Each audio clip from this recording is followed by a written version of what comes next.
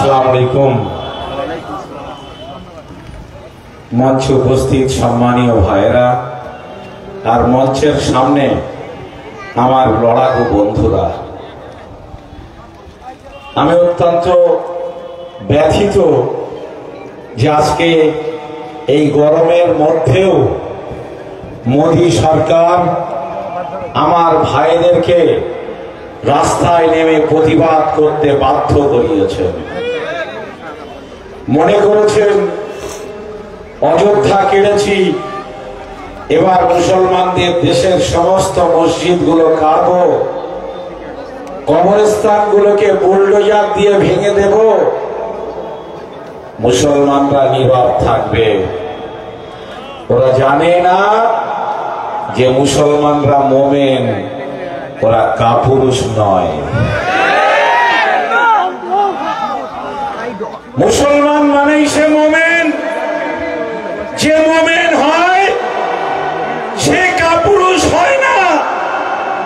তাই আজকের ইমানের দাবি নিয়ে বাংলার লাখো লাখো মানুষ মাত্র 10 দিনের মধ্যে ব্রিগেডে যাওয়ার ইনশাআল্লাহ মোদী সরকার দেখে নেবে যে শান্তিপূর্ণ আন্দোলনের মধ্য দিয়ে যেভাবে ব্রিটিশরা এই টুপিকে ভয় করে, আলেমদের ভয়তে ভীতু হয়ে তারা ভারত ছেড়ে ব্রিটেনে যেতে বাধ্য হয়েছিল, সেই একইভাবে আমার পূর্বের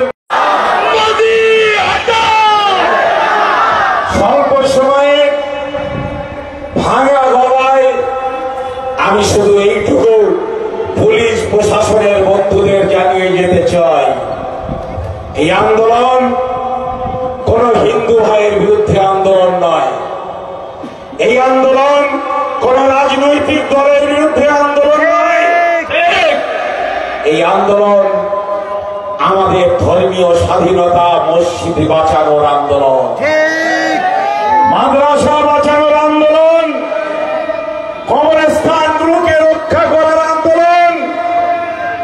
আপনারা বুলডোজার দিয়ে ভাঙবেন আর পুলিশ দিয়ে যদি মনে করেন মোমেন মুসলমানদের রক্ষা করবেন, ভারতে অত পুলিশ হয়নি যত পুলিশ দিয়ে এই দরিদ্র মুসলমানগুলোকে রক্ষা করা যায়।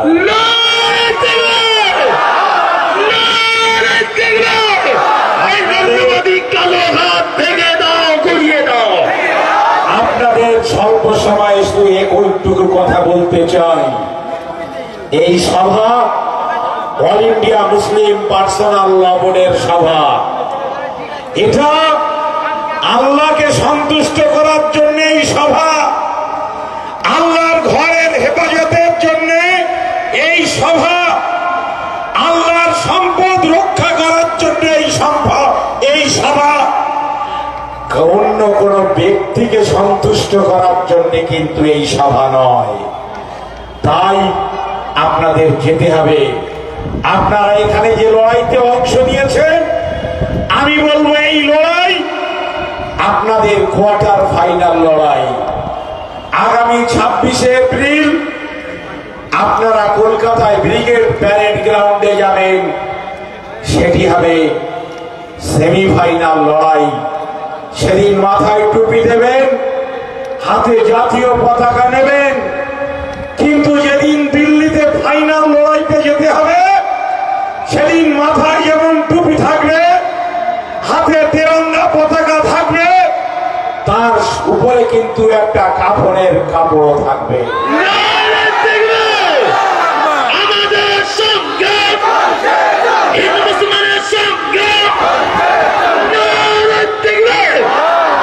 আমি আশা করব যে নরেন্দ্র মোদী সরকাররা শিক্ষা নেবে।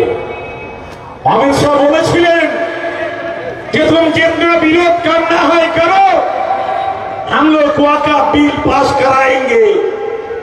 আজকে যখন মুসলমানরা ছোট ছোট করে রাস্তায় নেমেছে, তখন পুলিশ এই মুসলমানদের সামলাতে গিয়ে কোথাও ব্যারিকেড খাটিয়েছে, কোথাও দড়ি টাঙিয়েছে, কোথাও ড্রোন লাগিয়েছে, কিন্তু মুসলমানদের থামাতে পারেনি। মুসলমানরা যেদিন দিল্লিমুখী হবে, তোমরা ট্রেন বন্ধ করে দিও, তোমরা বাস বন্ধ করে দিও। মুসলমানরা যেদিন ব্রিগেডমুখী হবে, তোমাদের ক্ষমতা থাকলে তোমরা মুসলমানদের বাধা দিও, তোমরা বাস বন্ধ করে দিও, ট্রেন বন্ধ করে দিও। জেনে রাখবে, মুসলমানরা লড়াইয়ের জন্য তৈরি হয়েছে, তারা পায়ে হাতে ব্রিগেডে তৈরি আছে।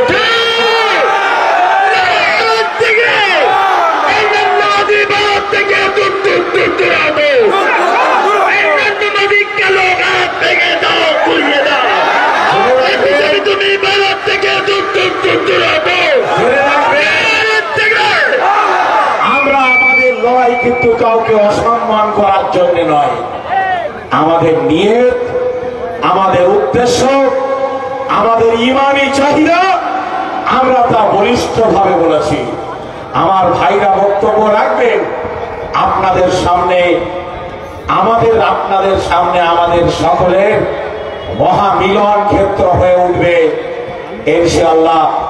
আগামী 26শে এপ্রিলের ব্রিগেড সমাবেশ, দিল্লি থেকে, গোটা দেশ থেকে সম্মানীয় অতিথিরা আসবেন, আপনাদের পরবর্তী পদক্ষেপ তারা জানাবেন।